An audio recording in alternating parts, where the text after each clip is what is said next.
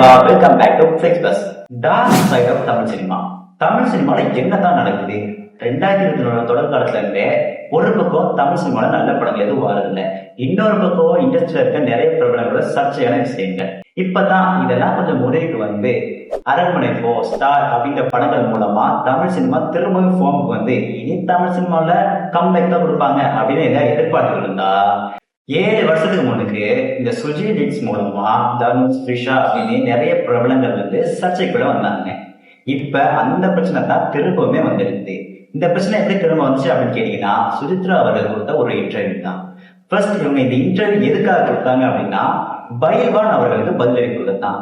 ஏன்னா இந்த சுஜி லிக்ஸ் இந்த உலகமே மறந்தாலும் பைல்வான் அவர்கள் அவர் போடுற வீடியோஸ்ல 4 மாசத்துக்கு ஒரு தடவை எந்த டாபிக்கா இருந்தாலும் இந்த சுஜி லிக்ஸ் அப்படிங்கிற விஷயத்த இன்க்ளூட் பண்ணாம அவர் வீடியோ போடவே மாட்டாரு. சோ இதை பார்த்துக்கிற சுஜித்ரா அவர்களுமே இதுக்கு மேல இதை விட்டா சரி வராது, நம்ம போலீஸ்ல கம்ப்ளைண்ட் பண்ணுவோம் அப்படின்னு போலீஸ்க்கு போனா அந்த ஆல்ரெடி இவர் மேல 21 கேஸ்.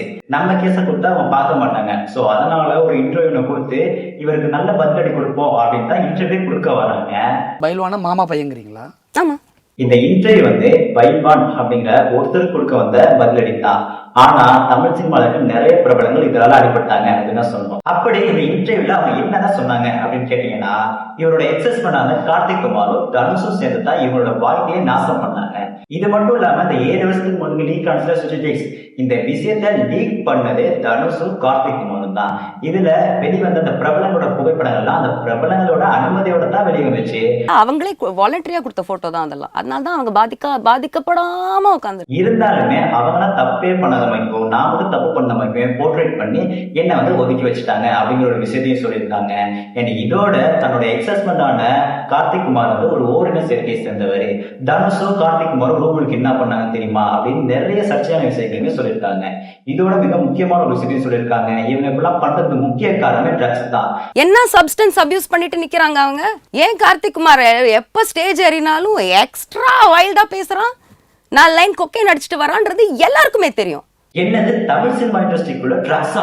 உடனே அந்த ஏஜென்ட் விக்ரம் கோலன் சொன்னா அந்த ட்ரக்ஸை சப்ளை பண்ணது ஏஜென்ட் விக்ரம் கமலஹாசன் தான் அப்படின்னு இன்னொரு விஷயத்தையுமே அந்த இடத்துல வச்சிருக்காங்க. இதெல்லாம் கேட்ட மக்கள் வந்து என்னது தமிழ் சினிமாக்குள்ள இவ்வளவு விஷயம் நடந்திருக்கா அப்படின்னு நிறைய பேர் வந்து ரொம்ப ஆச்சரியப்பட்டு தான் இருக்காங்க.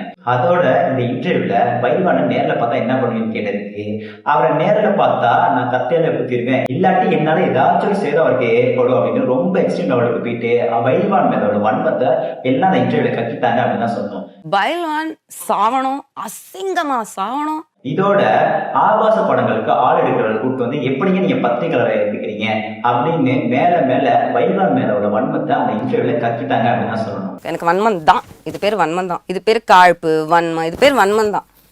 சாதாரணமா இந்த மாதிரி விஷயங்கள்லாம் யாராச்சும் பேசினா இது பப்ளிசிட்டிக்காக இருக்கும், இல்லாட்டி பொய்யா இருக்கும் அப்படின்னு சொல்லி ஸ்கிப் பண்ணிட்டு போயிடுவாங்க. உதாரணத்துக்கு நம்ம மீராமத்துவம் இல்ல பைல்வான் இவங்களையும் சொல்லிக்கலாம். ஆனா இவங்க பேசும்போது ஒருவேளை இதெல்லாம் நடந்திருக்குமோ, இவங்க பேசினா கேட்டுட்டு திருப்பி நடந்த எல்லாருமே யோசிச்சு பார்த்தா இவங்க சொன்னால உண்மையா இருக்குமோ, இவனால இந்த பொண்ணு எவ்வளவு கஷ்டப்படுறோம் அப்படின்னு சொல்லி மக்கள் சுஜித்ரா அவர்களுக்கு ஆதரவு கொடுக்க ஸ்டார்ட் பண்ணிட்டாங்க.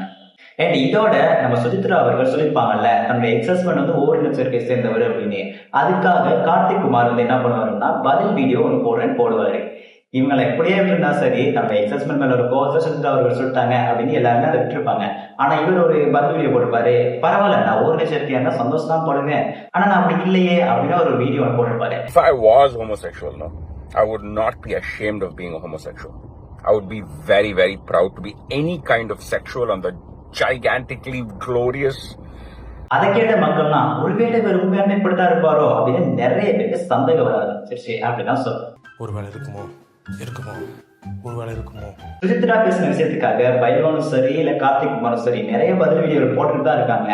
ஆனா அதெல்லாம் யாருமே மக்கள் கணக்கெடுக்கல. சுஜித்ரா பேசின விஷயங்கள் தான் உண்மையா இருக்கும் அப்படின்னு சொல்லி அவங்களுக்கு ஆதரவு தான் நிறைய வந்துட்டு இருக்கு அப்படின்னு சொல்லணும். அதோட ரீசெண்டா நம்ம சுஜித்ரா அவர்கள் வந்து அவங்களோட யூடியூப் சேனல்ல ஒரு வீடியோ ஒன்று போட்டிருக்காங்க. என்ன அப்படின்னா, இனிமே நான் வந்து எந்த ஒரு யூடியூப் சேனலுக்கும் இன்டர்வியூ கொடுக்க மாட்டேன், ஏன்னா அவங்க வியூஸுக்காக நிறைய பொய்யான விஷயங்கள் போடுறாங்க, நான் இனி இன்டர்வியூ தான் டிவி சேனல் மட்டும் தான் கொடுப்பேன் அப்படிங்கிற ஒரு விஷயத்தையும் சொல்லி அவங்க யூடியூப் சேனல்ல போட்டிருக்காங்க. இதெல்லாம் கேட்கும்போது உண்மையாலுமே தமிழ் சினிமாவோட டார்க் சைட் இப்படிதான் இருக்குமா, ஒருவேளை எப்படிலாம் நடந்திருக்குமா அப்படின்னு எல்லாருமே தோண வைக்கிறதுல. அப்படி உங்களே தோண வச்சிருந்துச்சுன்னா மறக்காம கீழே கமெண்ட் பண்ணிட்டு போங்க. இந்த சுஜி லீக்ஸ் இந்த சர்ச்சையை பத்தி நீங்க என்ன நினைக்கிறீங்க அப்படின்னு மறக்காம கீழே கமெண்ட் பண்ணிட்டு போங்க. மீண்டும் இன்னொரு அருமையான பதிவோட உங்களை சந்திக்கும் வரை உங்களிடம் விடைபெறும் நான் உங்கள் விஜய் வினோ.